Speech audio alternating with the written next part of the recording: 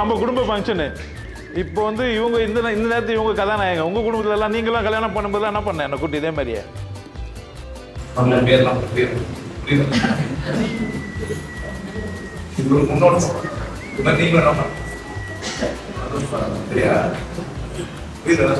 குடும்பம் குட்டி பிள்ளைலாம் எதுக்கு எதுவுமே இல்லாமல் நான் ஓடி இருந்துக்கா என்ன சந்தோஷம். இப்போ லைனில் வந்தீங்கன்னா ஊட்டி விட்டுருவேன் நானே.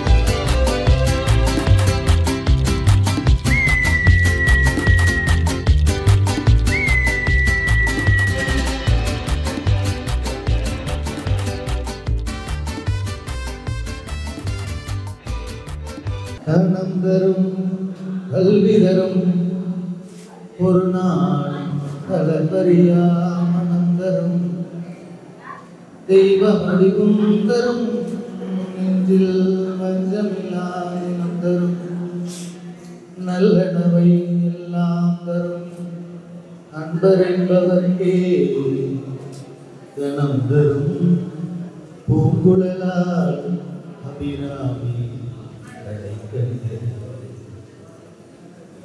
அங்கர முதல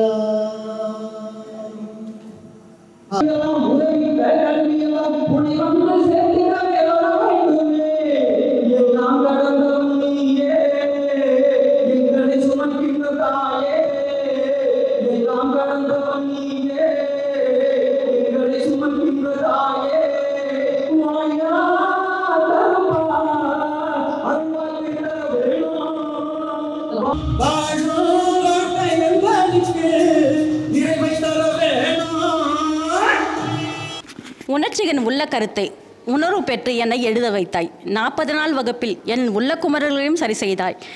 அதனால் இதோ நான் தெளிவு பெற்று இருக்கிறேன். இறைவன் சித்தத்தின்படி 2014ஆம் ஆண்டே உன்னை பற்றி கவிதை படித்து பாடியிருந்தேன். ஐயா, உன் பாதங்களை சரணடைந்தேன். ஐயனே, உன்னை நான் சரணடைந்தேன். அதிகாலை நேரம் இது ஐயன் புகழ் பாடும் காலம் இது. இந்த மாதிரி பாடல்களையும் பாட வைத்தாய். இருக்கும் இடத்தில் என்ற தலைப்பில் அந்த வீடியோவில் எத்தனை முறை பார்த்தாலும் பார்த்து கொண்டே இருக்க வேண்ட மனதில் நிறுத்த வைத்தாய். குட்டுப்பட்டாலும் உன் கையில் குட்டுப்பட வேண்டும். நன்றி ஐயா.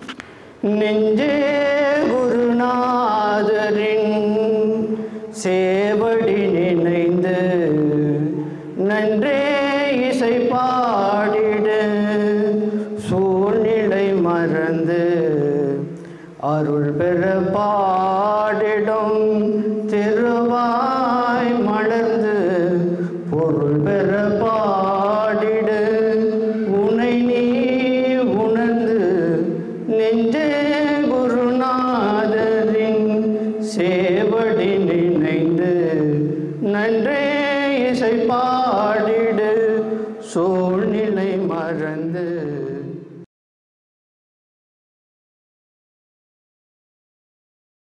எனக்கு நீங்கள் வந்ததே சிறப்பாக இருக்குது. நீங்கள்லாம் வந்ததுனால என்ன நான் வந்து ஒரு ஆசீர்வதிக்கப்பட்ட மனிதன் அப்படின்றதுக்கு அடையாளம் நீங்கள் தான்.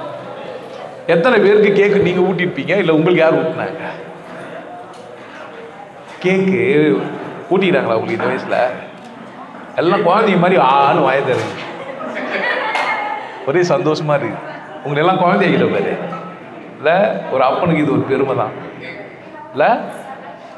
ஞானம்னா கொண்டாட்டமாக இருக்குது, அவ்வளோதான். பிறர் சிரிக்கணும், நீங்களும் என்ன பண்ணா சிரிக்கணும், அவங்கள மகிழ்வித்து கொண்டாடி. இங்கே பாருங்க, இந்த சமூகம் உங்களை எதனா ஒரு விதத்தில் குறை சொல்லினே இருக்கும். பொண்டாட்டி புருஷனுக்கும் இதே வேலை.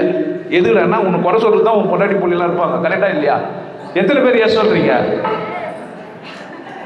எல்லாம் எதுக்கு தான் கூட எதுக்கு இருக்கிறாங்க? நீங்க எப்படி இருக்குண்ணா குறை சொல்றீங்களும் சேர்த்து வச்சுட்டு கொண்டாட்டமா இருக்கணும். எப்படி இருக்கணும்?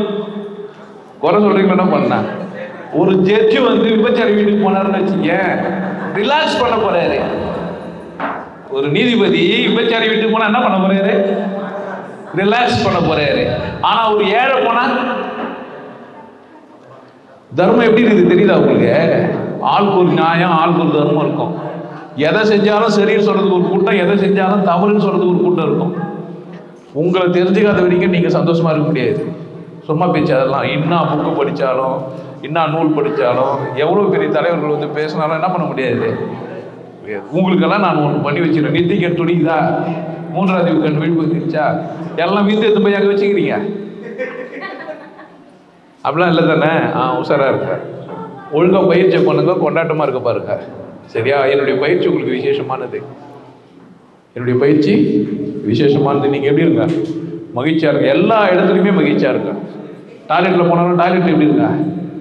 ஆமாம், மகிழ்ச்சியாக இருங்க. அங்கே சரியாக போயிட்டு வர வேண்டியது யார்? அங்கே தான் கூத்தாடுனா நல்லா கூத்தாடுங்க. வெக்கப்பட்டு என்ன பண்ண போறீங்க? வேஷ்டியை வந்தாலும் ஆடி தான் அவனை என்ன பண்ணுறது இல்லை. அதனால் எல்லா இடத்துலையும் கொண்டாட்டமாக இருக்க கற்றுக்குவாங்க. யாருன்னா உங்களை பார்த்து கிண்டல் பண்ண சிரிச்சுக்குவாங்க. குட்டையாக கட்டையாக இருப்பார் அவர் தானே, என்ன ஆமாங்க, புரியுதா? அது ஒரு அடையாளம். கால் தாங்கி நடப்பாரு, ஆமாங்க. குடி போட்டு இருப்பாரு, ஆமாங்க. சொல்லமா இல்லையா? உங்கள் அவமானத்தெல்லாம் என்ன ஆக்கிடுங்க, வெகுமானமாக மாற்றிடுங்க. அது உங்களுடைய அடையாளமாக மாறிட்டோம். புரிஞ்சிச்சு என்ன சொல்கிறேன்ட்டு? உதறு தொங்கிட்டு இருக்கோம்ல, அது நான் தான். கொஞ்சம் கீழ் உதறு பெருசாக இருக்கோம்ல, அது யார் தான்? நான் தான். நான் ஒன்றும் பார்க்கறதுக்கு அவ்வளோ சுமாராக தான் இருப்பேன், கருப்பாக இருப்பேன்ல, ஆனால் கலையாக இருப்பேன் பாருங்க. சொல்லணுமா இல்லையா? நம்மளை யார் சொல்லணும்? நம்ம தான் சொல்லணும். நாம மதிக்கலன்னா வேற யார் மதிப்பா? யாருன்னா உங்களை பார்த்து அவமானப்படுத்தினாக்கா நீங்கள் அவமானப்பட்டீங்கன்னா தெரிஞ்சுக்கணும், இன்னும் நீங்கள் உங்களை மதிக்க ஆரம்பிக்கல. புரியுதா? யாருன்னா உங்களை பார்த்து அவமானப்படுத்தினா நீங்கள் அவமானப்பட்டீங்கன்னா என்ன அர்த்தம்? யார் மதிக்க தெரியலன்னு அர்த்தம். அவங்கெல்லாம் உங்களுக்கு வந்து ஒரு ஒரு அடிநிலையில் உங்களுக்கு வழிகாட்டிங்க. உங்களை பார்த்து ஏதோ ஒன்று சொன்ன உடனே நீங்கள் ஒரு மாதிரி ஆனீங்கன்னா என்ன அர்த்தம்? யார் அவமானப்படுத்திட்டீங்க? சில நேரத்தில் அவமானப்பட்ட மாதிரி நடிங்க, இல்லைன்னா அவங்க ரொம்ப கஷ்டப்படுவாங்க. அது ரொம்ப முக்கியம். எதிராளிக்கிட்ட எப்படி நடினா? ஆமாம், அவமானப்பட்ட மாதிரியும் துக்கப்பட்ட மாதிரியும் நடிக்கணும், இல்லைன்னா ஆவான். அதனால் கவனமாக இருக்க வேண்டியது உங்கள் வேலை தான். புரிஞ்சிருச்சா? யாருன்னா சரியாக வாழலைன்னா யார் தப்பு? இது அவங்க தப்பு. நீங்கள் சரியாக வாழலைன்னா நேரத்தை மதிங்க. காலம் ரொம்ப விசேஷமானது, திருப்பி வராது. புரியுதா என்ன சொல்கிறது? அந்தந்த நேரத்தில் அந்தந்த வேலையை செஞ்சுருங்க. நம்ம எல்லாருக்கும் மரணம் உண்டு, எல்லாருக்கும் மரணம் உண்டு. அதனால் ரொம்ப கவனமாக இருங்க. நான் திரும்ப திரும்ப சொல்கிறது தான், மரணத்தை நினச்சி கொண்டாட்டமாக இருங்க. செத்துரு தானே வந்தோம், கொஞ்சம் சந்தோஷமாக இருந்துட்டு போவோம் அப்படின்ட்டு. அதே மாதிரி மற்றவங்க என்ன சந்தோஷமாக இருந்தால் கொஞ்சம் கண்ணனா மூடிங்க. அவங்கள பார்த்து உங்களுக்கு துக்கம் வருதுன்னு வச்சிங்க, என்ன பண்ணீங்க? மற்றவங்க என்ன சந்தோஷமாக இருந்தால் உங்களுக்கு துக்கமாகுது. அவங்க சில பேருக்கெல்லாம் என்ன பண்ணலாம்? அவங்கள மாற்ற முடியாது. நீங்கள் உங்களுக்கு கண்ணு பக்கத்தில் இமை எது குத்து வச்சிருக்கு தெரியுமா? எதுக்கு? மூடிங்க தெரிஞ்சா பார்க்கலாம். அப்போ பிரச்சனை அவங்கக்கிட்ட பார்க்குறீங்கன்னா என்ன பிரச்சனை உங்களுக்கு? அந்த மாதிரி இன்னொருத்தர்கிட்ட பிரச்சனை பார்த்தீங்கன்னா அந்த கண்ணுக்கு பேர் கள்ளப்புணல். அது பேர் என்ன? கள்ளப்புணல். கள்ளப்புணல்னா நீங்கள் வந்து ஏதோ பெருசாக அப்படி பெரிய தத்துவங்கள்லாம் சொல்லிட்டு நினச்சிக்க போறீங்க. அடுத்தவங்க குறைய பார்க்குற எல்லா கண்ணுன்னா தான் கள்ளப்புணல் தான். எப்போ நல்ல புணலாக மாறும்? புரிஞ்சிச்சா? மாறலைன்னா மேய்ந்தி திருவிழா பசுக்கள் 5 இதுதான். அந்த சிவாமத்தை டெய்லி ஒரு 4 நாள் செஞ்சு படிச்சுனே வாங்க, தெளிவாக புரிஞ்சிடும். முடிஞ்சோம்னா வீடியோ பாருங்க. என்னை வாழ்த்துறதுக்கு நீங்கள் வந்ததுக்கு ரொம்ப நன்றி. மனசார வாழ்த்துங்க, இந்த மனுஷன் நல்லா இருக்கட்டும். இன்னும் ஒரு 30 ஆண்டு விழா சந்திக்கணும்னு நினைக்கிறேன் நான். 30 ஆண்டு.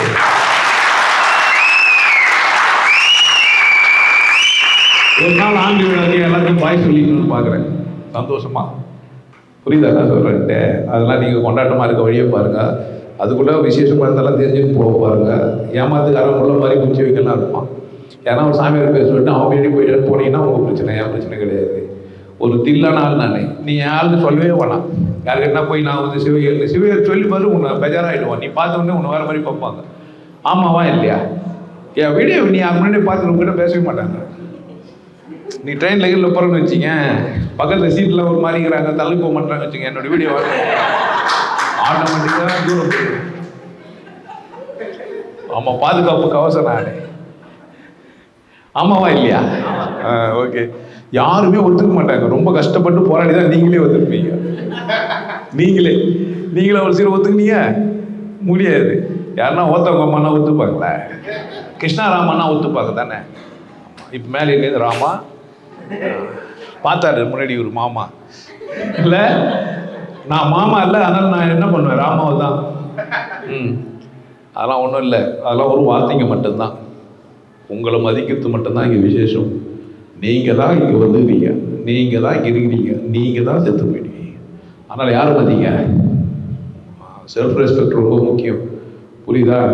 குடிக்கிறீங்க அளவாக குடிங்க, சாப்பிட்றீங்க அளவாக சாப்பிடுங்க.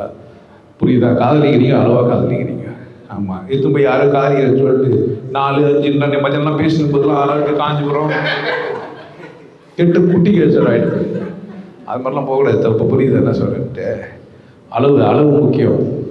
என்னால் முடியெல்லாம் சும்மா போனீங்கன்னா என்ன ஆகிடுவீங்க? அதான் அளவில் ரொம்ப கவனமாக இருங்க, மகிழ்ச்சியாக இருங்க. கேள்விகள்லாம் என்கிட்ட கேட்கலாம், வாழ்க்கை குறித்தோ இல்லது ஞானத்தை குறித்தோ கடவுள் குறித்தோ எது குறித்தோ. பொம்பளை பின்னாடி பார்க்கறது கூட என்னை கேட்டுக்கிறாங்க. அதுக்கு நிறைய பேர் கமெண்ட்லாம் எழுதிக்கிறாங்க, ஏன் ஆம்பளை பொம்பளை பின்னாடி பார்த்துக்கிறான்? அது ஒரு வேலையாக இருக்குது, நமக்கு என்ன பண்ணுறது இல்லை? எத்தனை பேர் பார்க்குறாங்க? ஒரு ஆம்பளை பொம்பளை பார்க்குறோம், பொம்பளை ஆம்பளை பார்க்குறன்றது தான் சினிமா, ட்ராமா, நாடகம், பாட்டு எல்லாம். இது ஆம்பளை பொம்பளை என்ன பார்ப்பாங்க? அப்போ அதெல்லாம் அதுக்கு தானே இருக்குது. அதெல்லாம் பார்த்து புரிஞ்சுக்கோ. அதுக்குன்னு அதே தான் இருக்குதுன்னு வச்சுக்காதீங்க. வாழ்க்கை அற்ப விளையாட்டு, கடவுள் தான் முக்கியமானது. வாழ்க்கை அற்ப விளையாட்டு, கடவுள் முக்கியமானது. உங்களுக்குள்ள கடவுள் இருக்கும்போதே தெரிஞ்சுன்னு சந்தோஷமாக போகிற வழியை பாருங்கள். நல்லா இருங்க. ஆல்மா பேய் உலகத்தில் போயிட்டு அங்கேருந்து ஆறுமுகம் கற்பகத்தெல்லாம் கூப்பிட்டு வந்து ஆமாம் என்னை பயிற்சி பண்ண விட மாட்டேதுங்க அவங்க முன்னே நின்றீங்கன்னா என்ன ஆமாம்? யார் தப்பு? இது நம்ம தப்பு. கவனமாக இருங்க, சரியா? நல்லா இருக்க வழியை பாருங்க. நம்ம பெரிய பத்தில் 4 வரைக்கும் நம்மளை கூட தான் நல்லவங்க, ஒழுக்கமாக இருக்கணுங்க, ஒழுக்கமாக இருங்க. குடிக்க மாட்டேன், நல்லது. புரியுதா? குடிக்கிறவங்கள குடிக்காரன்னு சொல்லாதீங்க. ஏன்? அரசுக்கு உதவுறவர். புரியுதா என்ன சொல்றேன்ட்டு? உதவியாளர்னு சொல்லுங்க. குடிக்கிறாருன்னா அவர் பார்த்துன்னா சொல்லலாம். அரசு உதவியாளர். அரசு உதவியாளர் ஒருத்தர் மதிங்க. ஏன்? அவர் குடிக்கிறதா தான் நாடு என்ன இருக்குது? நாட்டில் ரோட்டில் எப்படி போட்டுக்கிறாங்க? அதனால் அது மாதிரி அவமானப்படுத்தாதீங்க. நீங்கள் குடியெல்லாம் குடிக்காதீங்க, நீங்கள் கறி சாப்பிடலையே சாப்பிடாதீங்க. இப்போ கூட பிரியாணி இருக்கும், நீங்கள் ரொம்ப ஆசாரமான ஆள் அப்படின்னு என்ன பண்ணாதீங்க. தெரியாதனமாக ஆன்மீக நீங்கள் வந்துட்டேன் அப்படின்ட்டு நீங்கள் கறி மீன் சாப்பிட மாட்டீங்கன்னா தப்பே கிடையாது. ஆமாம், பழுது கஞ்சி சுடு தண்ணி குடிச்சு கூட படுக்கலாம். புரியுதா சொல்கிறேன்ட்டு? தப்பு கிடையாது. ஆனால் அவங்க ஊற்றுறது இல்லை, பல்லில் ஊற்ற அதுவே என்ன தான் அசைவம் தான், நாத்தடிக்கும். புரியுதா? அதனால் கவனமாக இருங்க. செய்வம்லாம் பார்த்துக்காதீங்க. உங்கள் இஷ்டம். குடிங்க, குடிக்காமல் இருங்க. கல்யாணம் பண்ணிங்க, பண்ணிக்காமல் இருங்க. பொண்டாட்டியை மதிக்காமல் இருங்க. ஏன்? புருஷனை மதிக்காமல் இருங்க. ஏன்? புருஷன் மாறுறான். எல்லா புருஷனும் ஒரே மாதிரியா இருக்கிறான்.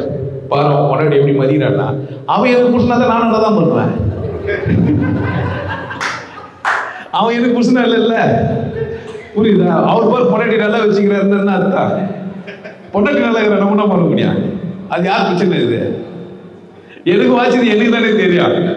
அப்புறமா அதனால் யார் கவனமாக இருங்க, அதனால் கவனமாக இருங்க, வாழ்க்கையை கொண்டாடுங்க. எப்போதும் என்ன பண்ணாதீங்க, இன்பத்தை விட்டு தராதீங்க. உங்களை துக்கப்படுத்தும் போது துக்கப்படுத்துகிற மாதிரி நடிக்கணும், இல்லைன்னா அது ஒரு பெரிய துக்கமாகிடும். நான் இவ்வளோ பேசுகிறேன், துக்கமாக மாட்டேன். ஆனால் என்ன பண்ணுங்க, இவங்க பொன்னாடி பாப்பா இதான் நம்ம எதனா பண்ணால் விரும்பாமே நடிக்கிறோம் பொழுது இல்லை, இது நமக்கு நாங்கள் அதெல்லாம் பிரச்சனை கிடையாது. எப்பவுமே அது கோழி சண்டை மாதிரி தான். அது கீரி பாம்பு மாதிரி உருன்னு வானுங்கள்ல, அது மாதிரி உருன்னு. ஆனால் உள்ளுக்குள்ள எப்படி இருக்கலாம், சண்டை போட்டால் கூட மகிழ்ச்சியாக இருக்கலாம். சண்டை போடுறதுக்கு ஆள் இல்லைன்னு ஆகிடும். நீங்கள் நட்பை எப்படி பாராட்டலாம்னு நினைக்கிறீங்க, திட்டுறதுக்கு ஆள் இல்லையான்னு இருக்கும், சொன்னையாக இருக்கும். நான் கமாண்ட் போகும்போது நெகட்டிவ் கமாண்ட் பார்த்தோம்னா வீறிட்டு எழுந்துருவேன். என்னையே இப்படியா சொல்கிறேன், போனோடி நாம வச்சதுக்கு அவர் இப்போ தான் புரிஞ்சுக்குது. நான் வைக்கும் போதே என் பொண்ணு சொல்லிட்டேன், இது இப்படி இதுப்பா அப்படி இதுப்பான்ட்டு. கேடு கட்ட குடும்பம்னு எழுதி வைப்பான் உங்களுக்கு. இல்லை வாழ தெரியாதவன் என்ன தான் பண்ணிப்பான், விமர்சனம் பண்ணி வீணாக போயிட்டு இருப்பான். நீங்கள் எப்படி இருங்க, வாழ்ந்துருக்க பேசின நேரம் வேஸ்ட்டாக போயிடுது.